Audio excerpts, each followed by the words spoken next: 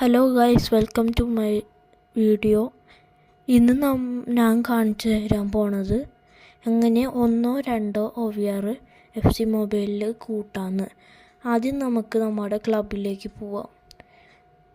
ഇപ്പം ഞാൻ ആ ട്രിക്ക് ഉപയോഗിച്ചിട്ടുണ്ട്. നമുക്ക് ഓട്ടോ ബിൽഡ് നോക്കിയിട്ട് ഒരു OVR കുറഞ്ഞു പോയി. ഇപ്പോൾ നമ്മുടെ സബ്സ്റ്റിറ്റ്യൂട്ടിലേക്ക് പോവാം.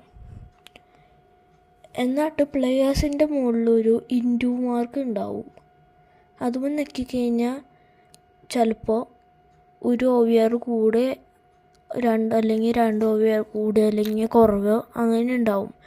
അപ്പോൾ കൂടുമ്പോൾ നമുക്ക് കൂടുതൽ കിട്ടും.